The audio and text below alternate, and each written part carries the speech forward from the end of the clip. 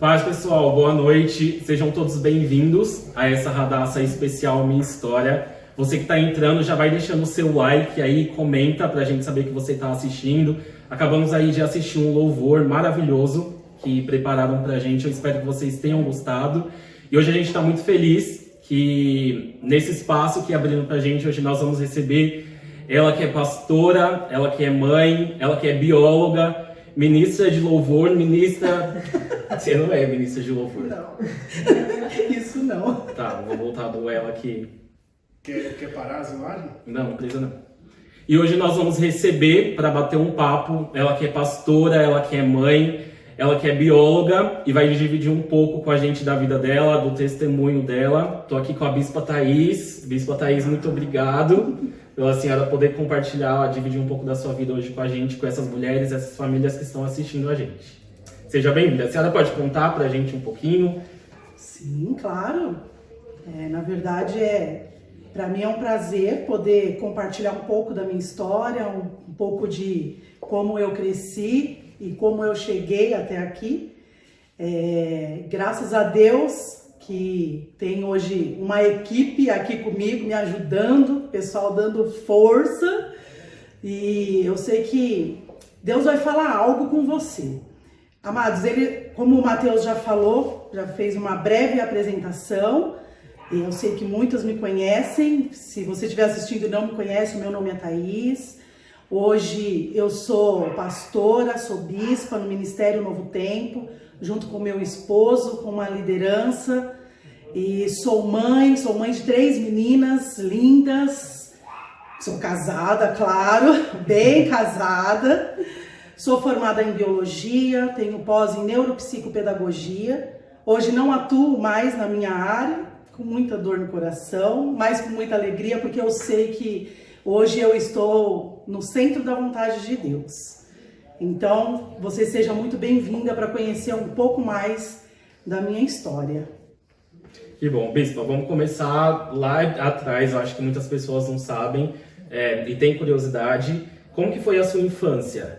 A senhora vem de uma família humilde, que a senhora já contou pra gente, mas pode contar um pouquinho melhor pra gente te conhecer mais, desde lá do comecinho, como que tudo aconteceu, até a senhora chegar aqui até hoje.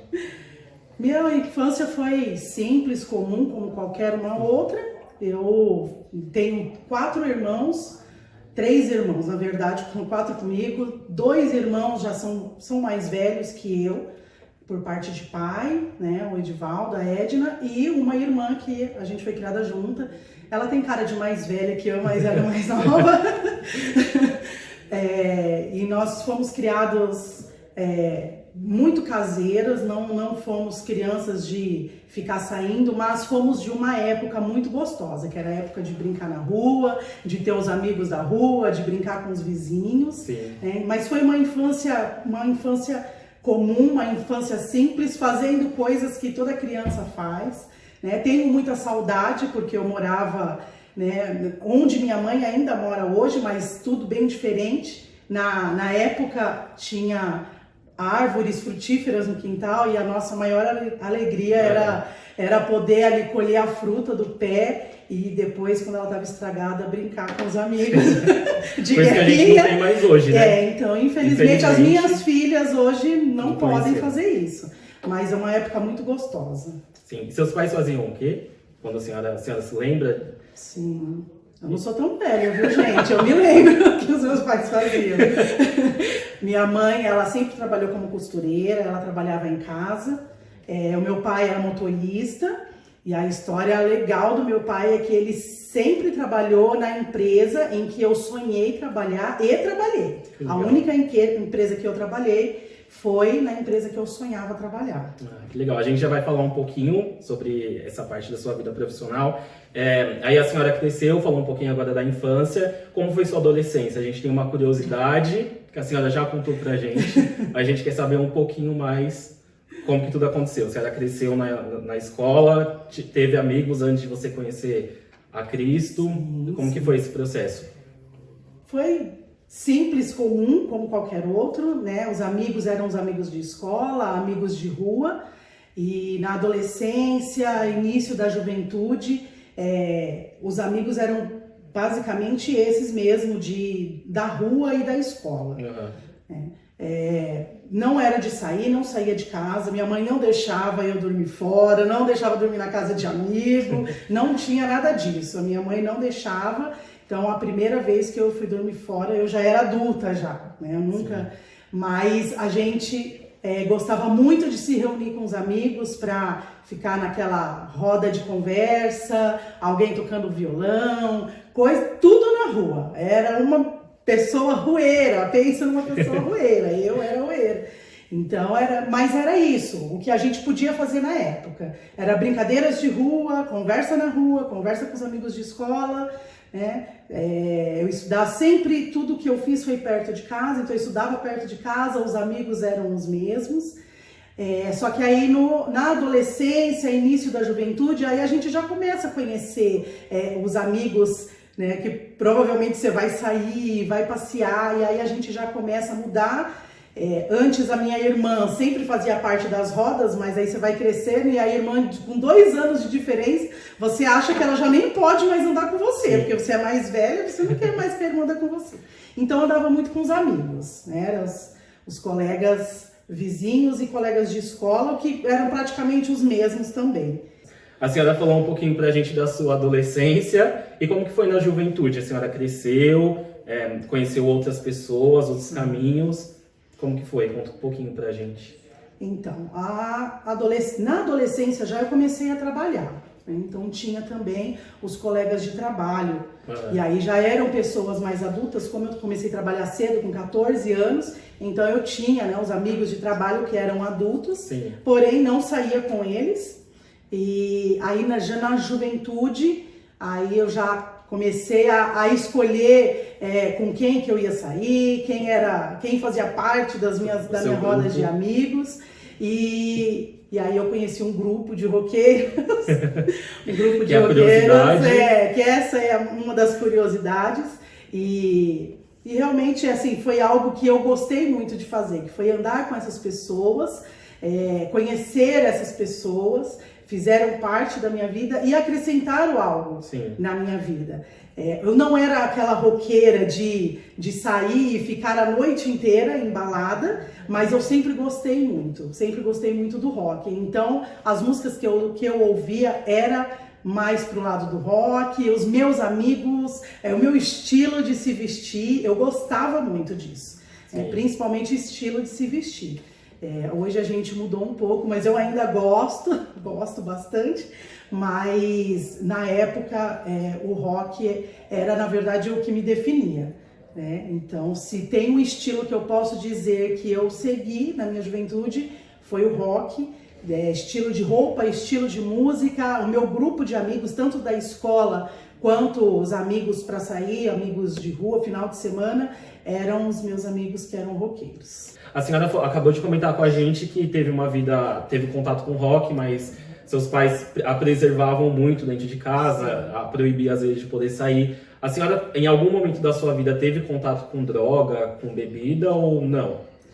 O contato que eu tive foi de ver alguns amigos usarem, mas eu sempre tive na minha mente algo muito firme. Eu não queria ser uma fumante de nenhum tipo. Sim. A minha mãe foi fumante muitos anos, então durante... Você tinha um exemplo já. Exatamente. E o meu pai não era fumante. Então eu tinha os 2 exemplos dentro de casa. Então eu tinha uma certeza que eu não queria nem experimentar cigarro. Então eu tive contato, amigos faziam uso, mas eu nunca usei, mas também nunca deixei de ser amigo dessas pessoas. Sim. Então eles me respeitavam e eu sempre respeitei eles, nunca experimentei, não sei o cheiro, não sei nem o que é. Tanto do cigarro quanto da bebida, né? Nunca experimentei, a bebida mais forte que eu experimentei acho que foi, sei lá, foi batida. Batida. Aí eu acho que foi uma vez só também, né? Não gostei.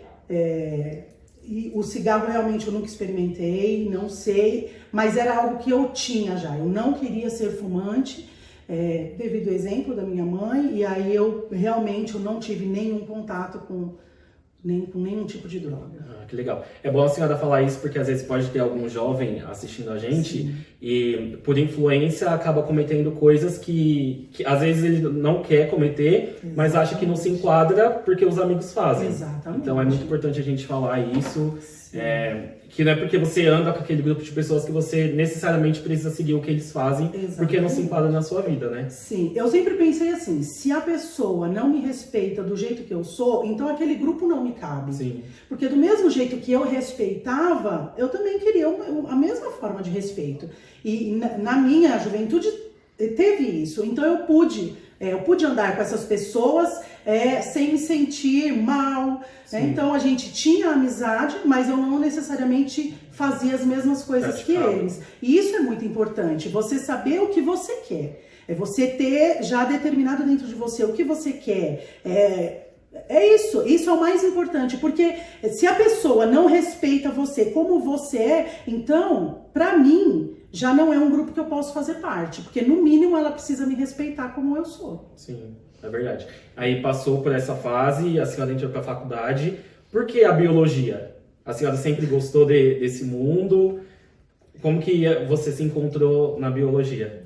Não, na verdade eu nunca nem havia pensado. A verdade é que eu nunca havia pensado, eu nunca tive um desejo, como muitas pessoas têm, né, de ter uma profissão. Eu não cresci com esse desejo. Eu quero ser médica ou advogado. Eu não cresci com esse desejo. Então, quando eu fui prestar vestibular, eu logo pensei, meu Deus, vou fazer o quê? E aí eu acabei indo, não foi uma influência do meu irmão, mas como ele havia estudado administração, e ele era bem sucedido na carreira dele, até hoje então eu fui pelo mesmo lado e acabei me matriculando na administração. Eu estudei 6 meses, não deu certo, não é a minha cara, não era para mim, eu desisti.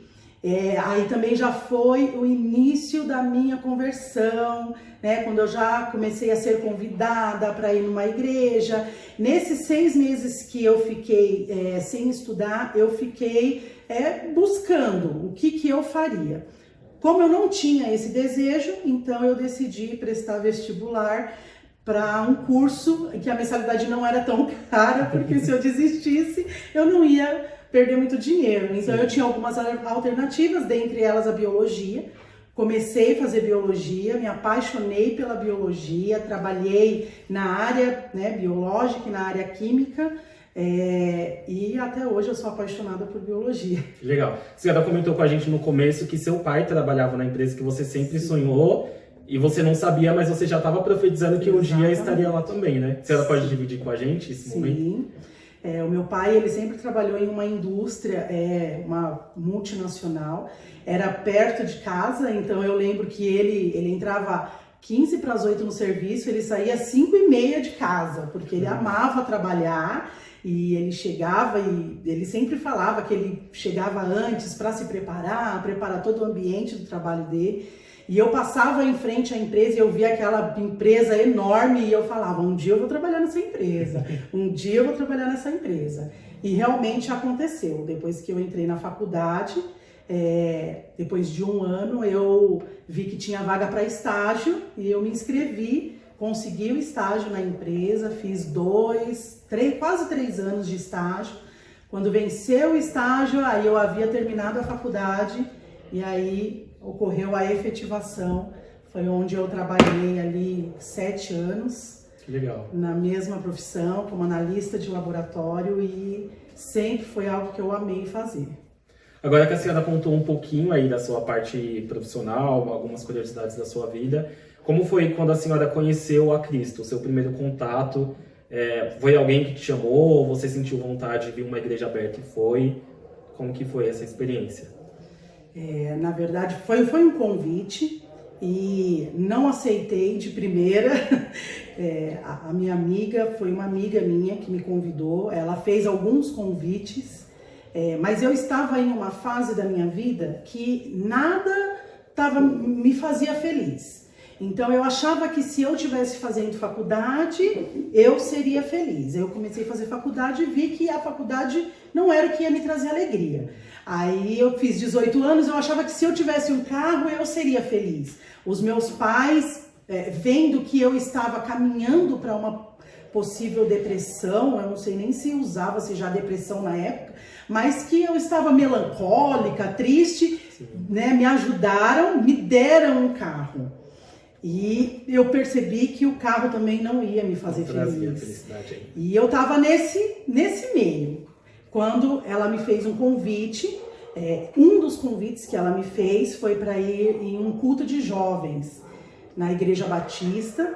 Nesse culto de jovens eu fui, e no primeiro dia que eu fui eu já me converti, não teve muitas emoções. Tamanha era a minha necessidade, né? Então eu sentia uma necessidade e eu ouvia aquele culto, eu assistia aquele culto, e quando o pastor fez o apelo, eu logo de cara, já na primeira, eu já aceitei Jesus, e desde então eu estou nos caminhos. Eu nunca tive a fase de, eu saí, né? Claro que nem todos os dias você está 100%, nem todos os dias você está bem.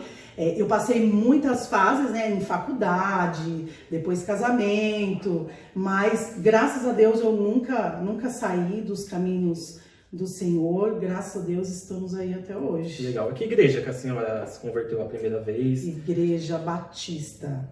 Legal. Igreja lá em Batista. Guarulhos. Isso, lá em Guarulhos, perto de onde eu morava, e era muito legal porque eu logo me envolvi com um grupo de jovens, e é muito gostoso quando você se sente parte do lugar. E quando eu me converti, eles me fizeram me sentir daquele lugar, me sentir parte daquela família.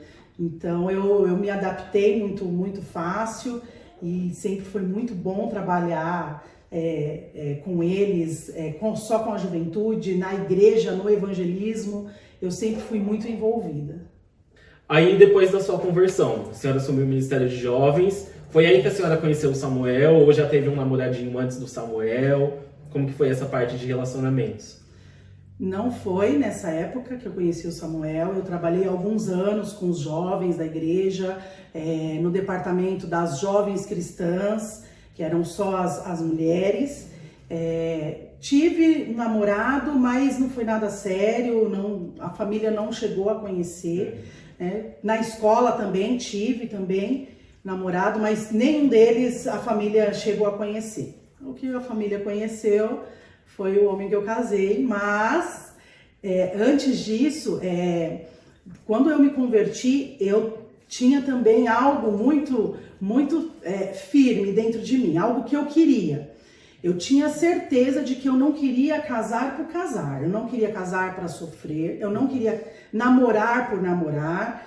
Então eu comecei a orar. Eu falei, Deus, eu não quero perder mais tempo na vida. Eu não era velha, mas eu não queria perder tempo com isso. Namora, termina, sofre. Namora, termina, sofre. Eu não queria isso pra mim. Então eu comecei a orar. E eu orei 4 anos até conhecer o Samuel, que eu namorei, noivei, casei e estou casada. É fácil? Não, não é fácil. Porque você vê os seus amigos namorando, você vê todo mundo, a vida continua para todo mundo e você tá ali, continua solteira, só trabalhando, né, na faculdade. E aí eu já queria estar namorando, mas eu tava decidida. Então eu orava, às vezes eu chorava também à noite e falava, Deus, se não for para casar, for para eu ser uma pessoa solteira, eu não tenho problema nenhum com isso. Mas então tira o desejo de dentro de mim de casar e ter filhos, porque talvez, acho que o meu maior sonho foi esse. E que era casar e ter filhos. Então eu falei, eu vou orar. O que Deus tiver para mim, eu aceito. E foi assim, eu orei 4 anos, e aí na faculdade eu tinha uma amiga, a Patrícia, e ela sempre me falava da igreja dela. Ela era de Mariporã e estudava lá em Guarulhos. E a gente se conhecia, fazia os trabalhos, né, juntos, fazia parte sempre da mesma turma. E ela falou, você precisa me ver tocar bateria na minha igreja. Eu falei, meu Deus, eu era de uma igreja tradicional, nem tinha bateria na igreja na época. E eu falei, meu Deus, e a moça toca bateria? Que legal! E aí foi ela fazendo convite, até que um dia a gente resolveu juntar o útil ao agradável, marcamos um trabalho e foi na casa dela. Quando nós estávamos subindo a rua da casa dela, eu vi um rapaz atravessando a rua. Para quem não acredita em amor à primeira vista, tá aí uma história, porque quando eu vi, algo mexeu dentro de mim. Eu falei, meu Deus, aquele rapaz é diferente. Mas eu nem imaginei que ela conhecesse ele. Nem sabia quem era. Não, nem sabia. E a gente foi para casa dela, fizemos trabalho e à noite tinha o culto. Quando eu cheguei à noite no culto, eu encontrei com quem?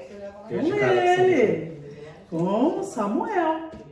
E aí, lá no culto, eu falei, meu Deus, é o rapaz que eu encontrei na rua, que eu vi na rua, gente. Aí já, né, comecei, meu Deus do céu, aquieta minha alma, aquieta meu coração, que pode não ser, mas...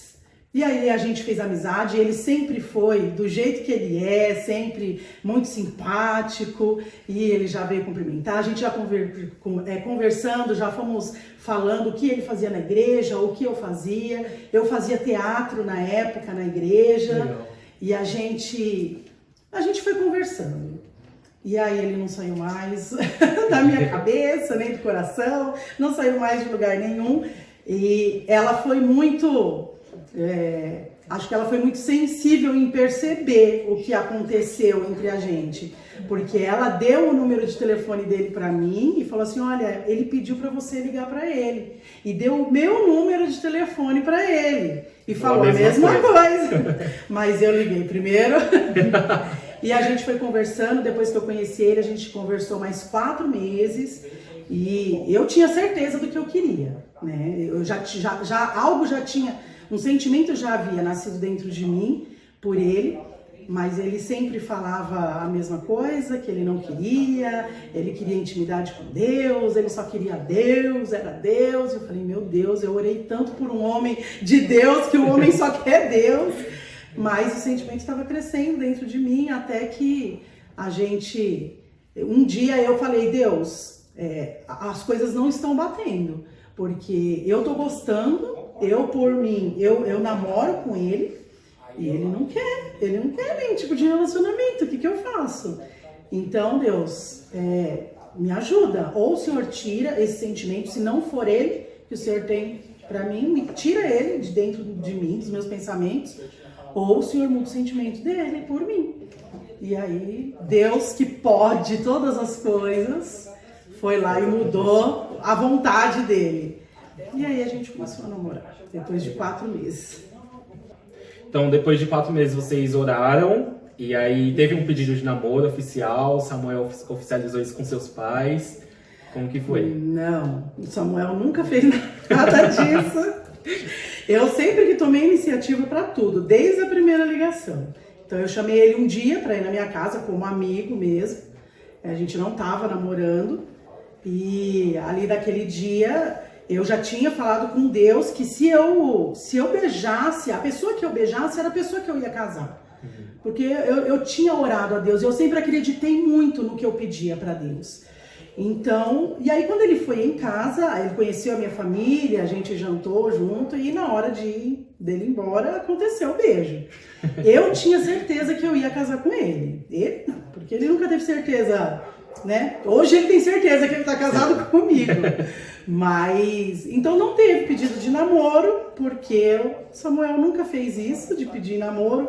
Noivado também, nós noivamos, mas fui eu que comprei as alianças, fui eu que fiz a surpresa num dia do aniversário dele, na igreja, levei as alianças pro pastor orar, e ali a gente ficou noivo, e aí a gente decidiu que ia casar. Né? Mas o pedido não houve nem de namoro, nem de noivado, nem de casamento. Foi tudo da sua parte. Foi tudo iniciativa minha. Tudo. Muito bom saber disso. Serve como exemplo para as mulheres que estão assistindo tomarem iniciativa também. Isso mesmo. Bispa, e aí a senhora passou por esse processo de noivado, e quando você decidiu casar, você teve uma resposta de Deus? Teve um período de oração antes? Como que foi? Não, o casamento, a gente pensou no casamento quando nós tínhamos 1 ano de namoro. Então eu já sabia que eu não ia ficar anos namorando E aí a gente começou a falar de casamento, mas foi automático, né? Já estamos namorando 1 ano, já é um namoro, né, que a gente sabe que se gosta, a gente se ama, a gente quer ficar junto, então vamos nos casar. E aí a gente foi preparando as coisas pro casamento. Legal. Preparando a fé, na verdade, pro casamento. Porque as coisas não tinham. Mas eu acredito no poder que Deus tem. Então, quando você tem um desejo, quando você quer algo e você caminha, Deus ele começa a te mostrar os meios de você conseguir isso. Sim. Então, foi a época que eu fui efetivada na empresa. E eu lembro que na entrevista para conseguir a vaga de efetiva, a supervisora pegou, eles pediram para fazer o desenho dos sonhos, daquilo que a gente queria. E eu me lembro como se fosse hoje, que eu desenhei uma escada grande e uma cauda de um vestido de noiva na escada, porque o meu maior sonho era casar.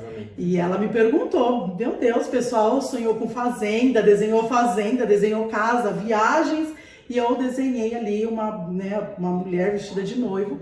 E eu falei pra ela, porque esse é o meu maior desejo. Se eu for efetivada, eu vou conseguir casar no tempo que eu quero, né? Sim. Quando eu quero. E foi assim que aconteceu. Deu certo.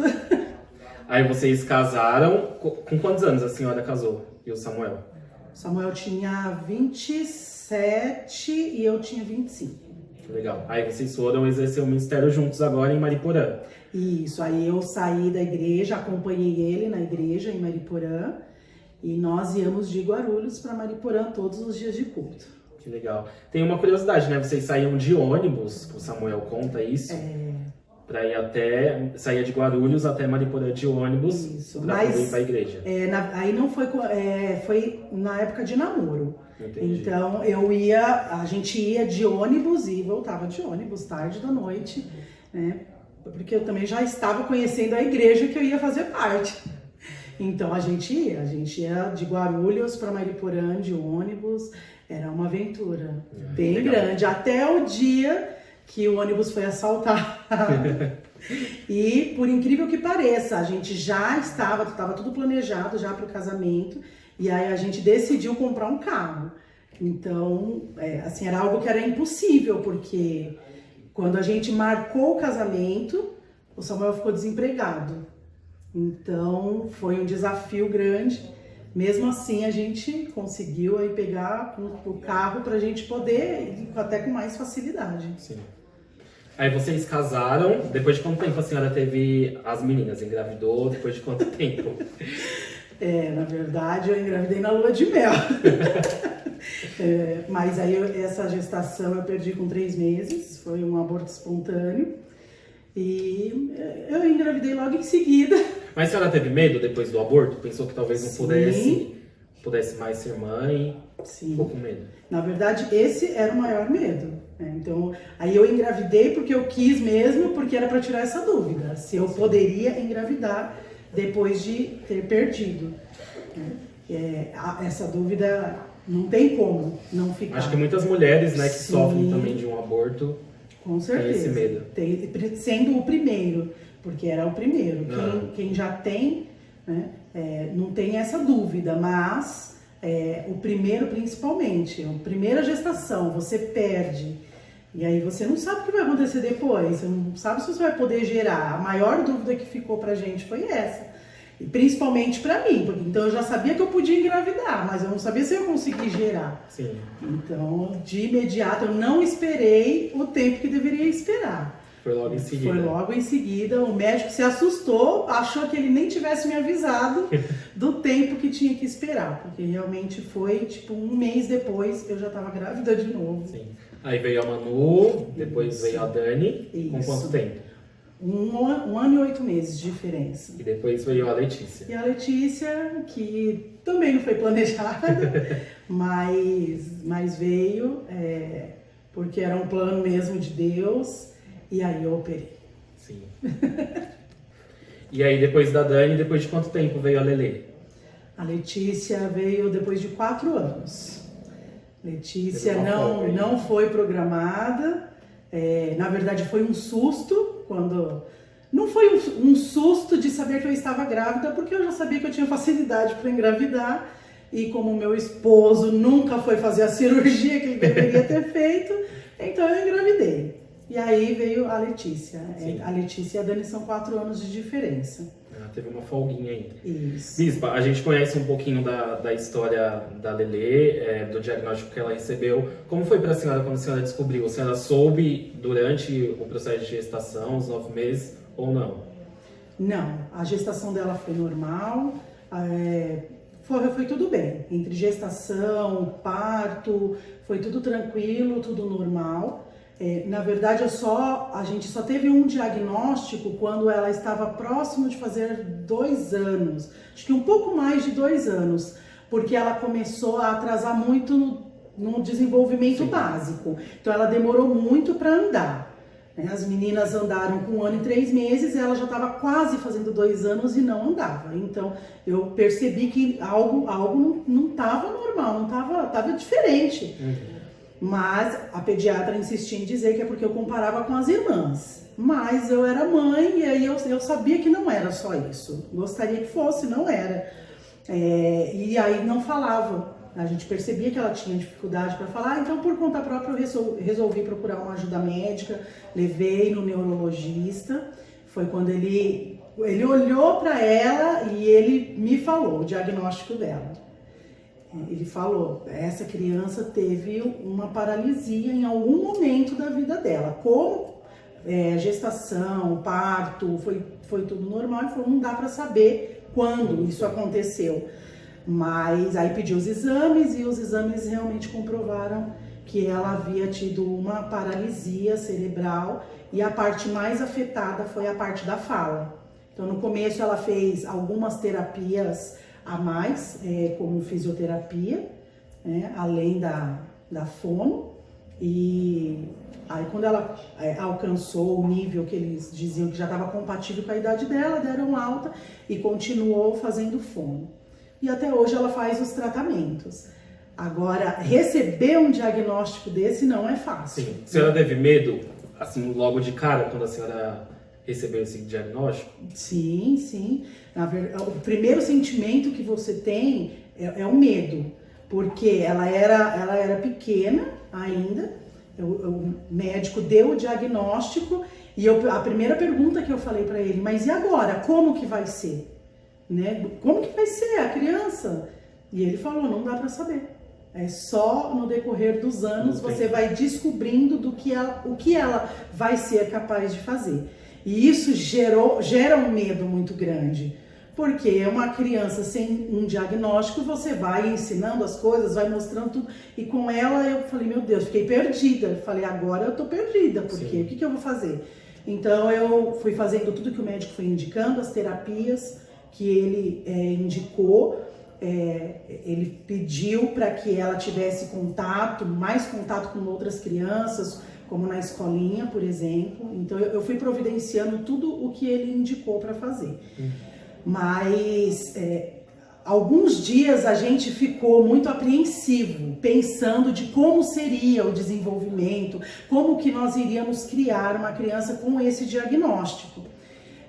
Eu lembro que nós fomos para a igreja, nós já estávamos aqui em Franco, e nós viemos para um culto, e nesse culto o Samuel compartilhou com a igreja o diagnóstico que ela havia tido, e uma irmã, que foi a Margarida, ela falou uma palavra que eu nunca vou esquecer, e até hoje, quando vem algum sentimento de que como vai ser daqui a alguns anos, como que as coisas vão acontecer, eu sempre lembro do que ela me falou.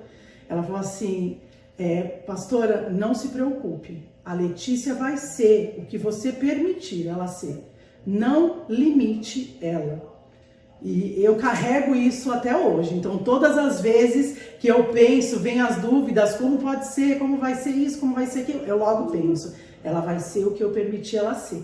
Não limitar. Isso foi uma palavra rema em relação a Letícia, porque aquilo gerou dentro de mim uma esperança que naquele momento eu não estava conseguindo ter, e ela contou alguns casos como assistente social, casos que ela conhecia, e aí você vai vendo que não é o fim do mundo, que existem meios, e para quem conhece a Letícia sabe o quanto a Letícia é esperta e principalmente o quanto ela tem evoluído. Sim.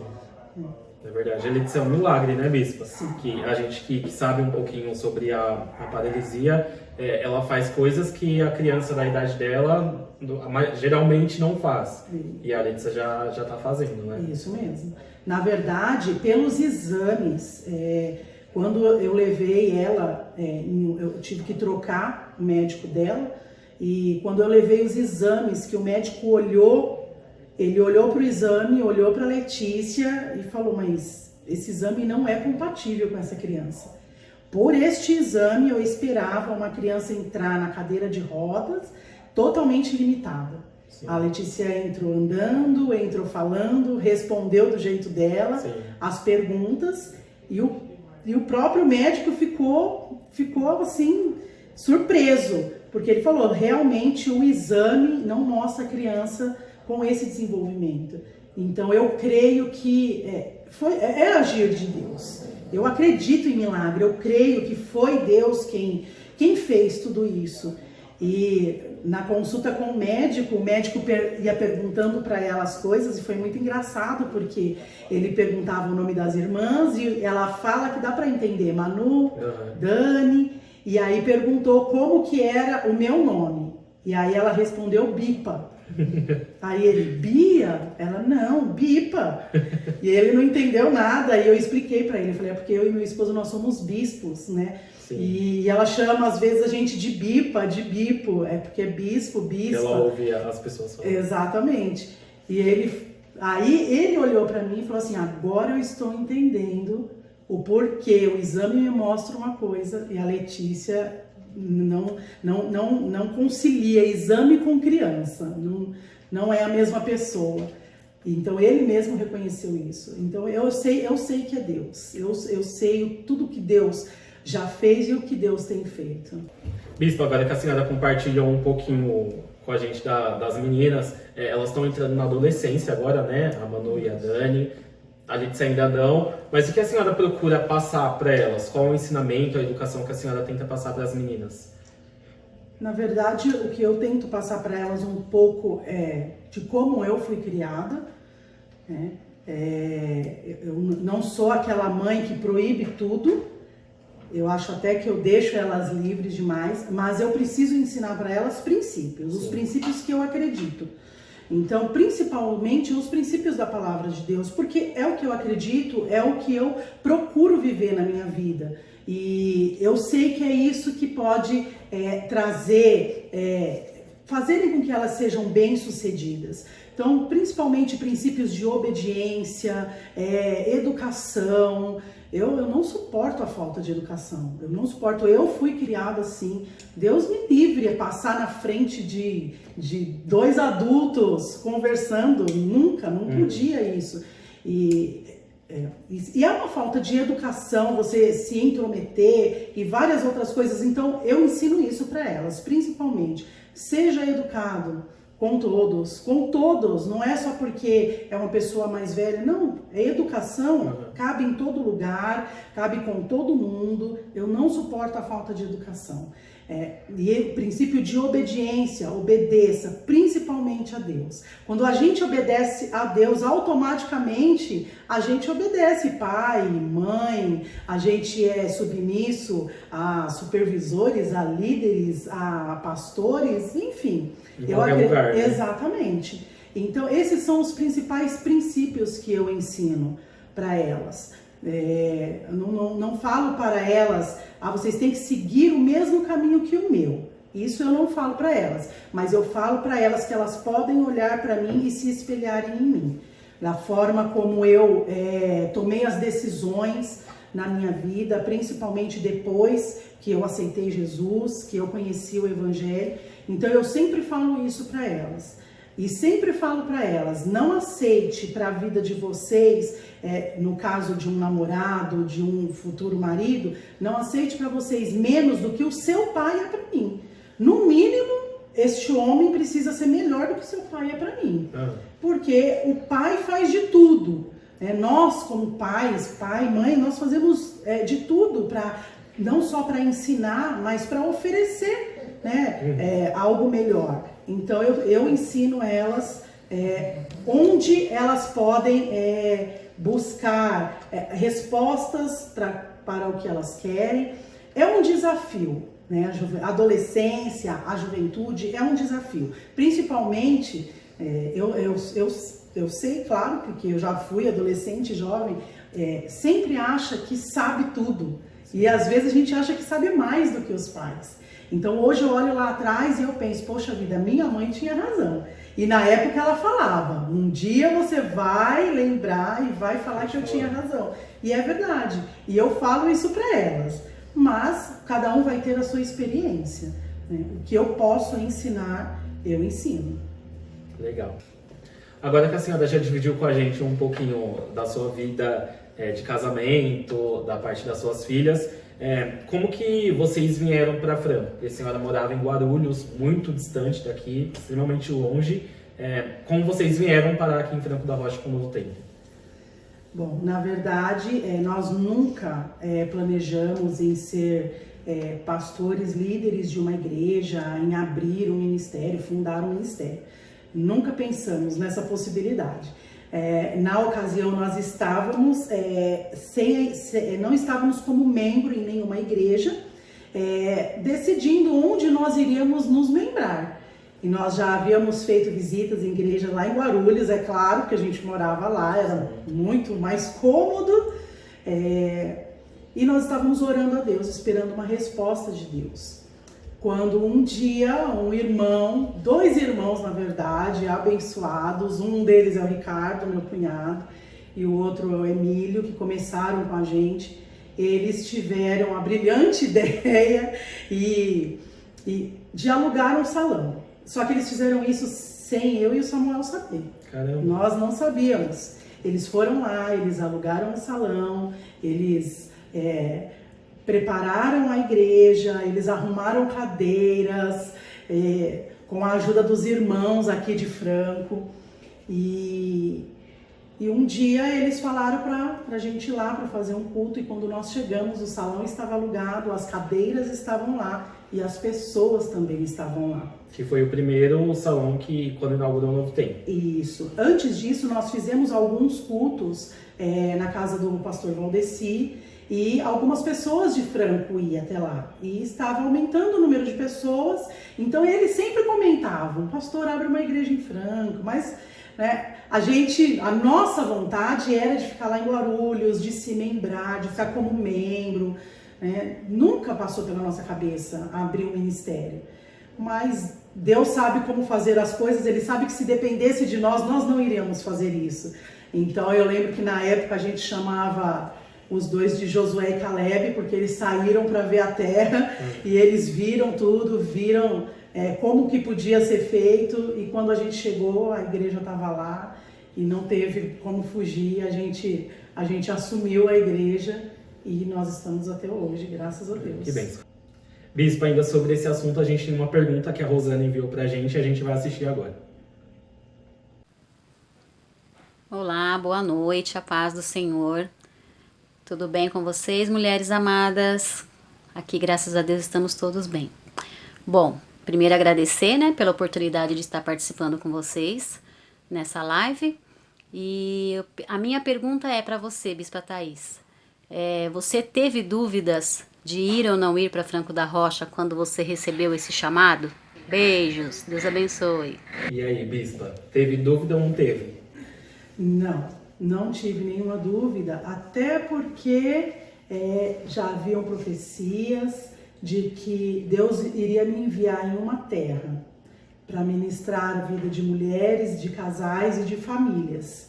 E já havia um tempinho que essa profecia havia sido feita e as coisas estavam caminhando para isso. Eu senti que era hora de fazer algo diferente. Eu já não estava mais trabalhando, eu já havia saído do serviço para ficar com as meninas em casa, e porque eu sempre tive vontade de trabalhar com casais, de me envolver mais no ministério.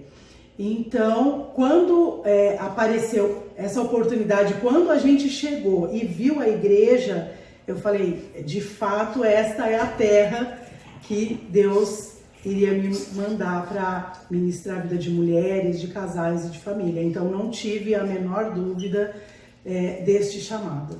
Que legal. E aí vocês chegaram em Franco, abriram a igreja, as pessoas foram chegando. Como que a senhora administrou isso? Porque vocês moravam muito longe, tinham que sair de lá, como a gente já falou antes, para vir para cá. Como que vocês conciliavam a igreja com a vida de vocês tão distante assim? Na verdade, a gente vinha e voltava. Era Franco e Guarulhos. 2, 3, 4, quantas vezes fosse preciso por semana. E assim nós ficamos alguns anos. Entre Franco, Guarulhos, Guarulhos, Franco, até que o cansaço começa a bater. Sim. O corpo, as crianças começam também a ficar cansadas, daquele período no carro, só de carro a gente ficava 2 horas, 1 hora para vir, 1 hora para voltar. E aí foi quando nós começamos a pensar na possibilidade de mudança. Só que não é fácil, porque a minha vida inteira eu nasci em Guarulhos, eu fui criada em Guarulhos, eu trabalhei em Guarulhos, a minha vida era em Guarulhos. Sim. Então nunca havia passado antes pela minha cabeça. Mesmo assim eu tinha certeza que aqui era o lugar. Mas então nós começamos a orar, pedimos para Deus preparar um lugar. E o Samuel, todo mundo já conhece, a maioria das pessoas conhece o Samuel, ele não é muito bom para tomar essas decisões, sempre sou eu para tomar, principalmente uma decisão tão importante, tão séria que como mudou essa. A vida de vocês. Exatamente. Completamente, né? Então sempre fui eu que falei, não, é hora, vamos, sou eu que vou, igual da aliança, comprei a aliança, leva a aliança, fica noivo, vamos. Então foi assim, com o ministério foi a mesma coisa. A gente sabia que a gente tinha que mudar. E o Samuel ficava, não é a hora, não é a hora, não é a hora. Eu falei, meu Deus, não vai chegar a hora. Até que eu resolvi, comecei a procurar casas e a princípio nós mudamos para Mariporã. Então nós saímos de Guarulhos, fomos para Mariporã. Não foi uma mudança total no primeiro momento. Nós vínhamos e ficávamos de final de semana. E voltávamos para Guarulhos. Ele trabalhava, eu havia voltado também para o emprego, então nós voltamos para lá. Ficamos uns quase 2 anos, ficando só final de semana em Mariporã, mas o ministério aqui em Franco da Rocha. Sim, que legal. Vamos lá, Bispa, tem mais uma pergunta agora da irmã Fátima, para a senhora responder para a gente. Oi, Bispa, saudades. Estou aqui para saber como você identificou o chamado de Deus em sua vida. Beijo no seu coração. E aí? Difícil essa. Na verdade, não identifiquei um chamado. Eu fui caminhando primeiro em cima de uma profecia que havia, e conforme as coisas foram sendo encaminhadas, foram acontecendo, aí eu fui vendo que aquilo era o que Deus tinha para mim. Eu nunca tive dúvidas do que Deus tinha para mim, mas não porque eu senti primeiro, porque eu fui vivendo e conforme as coisas foram acontecendo, conforme o Josué e Caleb alugaram o local, conforme a gente chegou e tinha um povo e esse povo acreditou em nós, aí foi se solidificando esse chamado. Mas falar que eu senti esse chamado antes, não. O que eu tinha era um desejo. Eu sempre tive vontade, eu fui de uma igreja que é missionária, então eu tinha vontade de fazer missões, só que na minha mente missões era sempre missões na África, missões em outros países, e quando eu comecei a entender que não, que missões eu posso fazer na minha vizinhança, no local onde eu trabalho, onde eu estudo, em qualquer lugar, foi aí que eu comecei a entender que Deus realmente estava me enviando para missões. E o local de missões era aqui. Pergunta respondida. Agora a gente vai conferir uma pergunta da Tati que ela fez para a senhora. Vamos assistir. A paz, Bispa, a paz, mulheres lindas, tudo bem? Saudades de vocês. Bom, a minha pergunta é, Bispa, em todas as funções que a senhora exerce no seu ministério, qual é a que te deixa mais feliz? Beijo. Ficam com Deus. E aí, Bispo? Mais uma. Qual ministério que me deixa mais feliz? Bom, eu acredito que a gente exerce o ministério principalmente dentro de casa. Então eu sou muito feliz cuidando da minha família. Mas em ministérios dentro da igreja, eu posso dizer que o ministério da consolidação é o que me traz realização.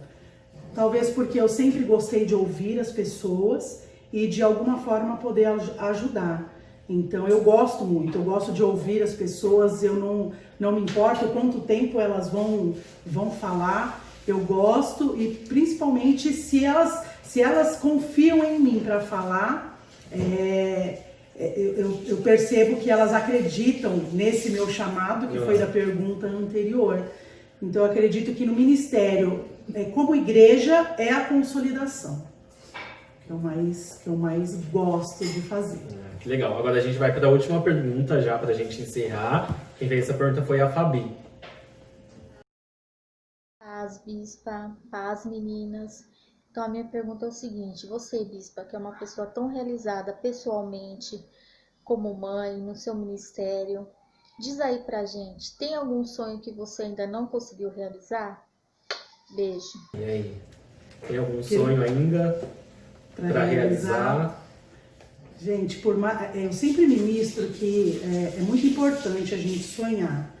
Eu acho isso muito importante. Mas hoje o meu maior sonho mesmo não é só envelhecer fazendo aquilo que Deus me chamou para fazer. Esse é o meu maior sonho. É ter a oportunidade de envelhecer fazendo aquilo que Deus me chamou para fazer. Do lado, é claro, do Samuel.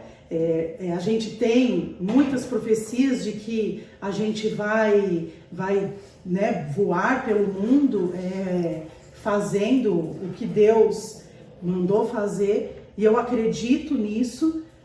Eu acho que hoje o meu maior sonho é esse, o maior de todos. Agora, que se eu tinha algo que eu sonhava e ainda não realizei, não. Porque tudo que eu sonhava, que eu mais queria, eu realizei. Era casar, era ter família e principalmente fazer o que eu gosto de fazer. Eu sempre gostei de lidar com pessoas e hoje eu estou, apesar de ter gostado muito da profissão, hoje eu realmente exerço aquilo que eu gosto de fazer, que é lidar com pessoas. Não é fácil, mas eu gosto muito. É algo que me deixa realizada. Então, Bispo, agora pra gente finalizar, a gente vai fazer um ping-pong, tá? Já estamos chegando ao fim, então pra gente conhecer ainda mais, a gente fazer essa brincadeira, combinado? Eu faço pergunta e a senhora rebate, beleza? Então vamos lá. Uma cor. Preto. Um lugar. Itália. Uma comida. Massa. Doce ou salgado? Salgado. Um medo. Morrer e deixar as minhas filhas sem serem independentes. Uma saudade. Meu pai. Um ídolo. Jesus, com certeza. E pra gente finalizar, se a senhora morresse hoje, você gostaria de ser lembrada pelo quê? Eu gostaria de ser lembrada como alguém que venceu os medos, a insegurança, para fazer aquilo que acreditava. Bom, Bispo, eu queria te agradecer por a senhora ter aceitado esse convite de fazer uma Radassa, um dos eventos para vocês, mulheres, mais importantes, eu acredito, do mês, que todo mundo fica esperando, e ter aberto pra gente essa oportunidade pra gente bater esse papo tão legal e descontraído que foi. Muito obrigado. Obrigado a vocês que ficaram com a gente até agora assistindo. Não esqueça de deixar o like de vocês aí, comentem se vocês gostaram, pra gente poder fazer mais vezes com outras pessoas também. Eu que agradeço o interesse de vocês em saberem um pouco mais da minha vida, da minha história. Eu espero que tenha ficado aqui algumas experiências que sirvam também para quem vai nos ouvir, para quem já está nos ouvindo. E agradecer a cada um que contribuiu para que eu chegasse até aqui. Minha família, o meu esposo, as minhas filhas, porque tudo que eu vou fazer, eu dependo, não é só a minha vontade. Eu tenho família e eu dou graças a Deus porque eles sempre estão comigo. Então fica aqui a minha gratidão, primeiro ao meu esposo, às minhas filhas, e segundo, é claro, a família Novo Tempo, que acredita no meu chamado, acredita no meu ministério, que me motiva, me incentiva a crescer cada vez mais. Então, um beijo no coração de todos vocês. Não esqueçam de deixar o like, dá like, segue, comenta, faz o que for preciso, tá bom? Mas não deixa passar batido. Deus abençoe, brigadão. Tchau. Tchau.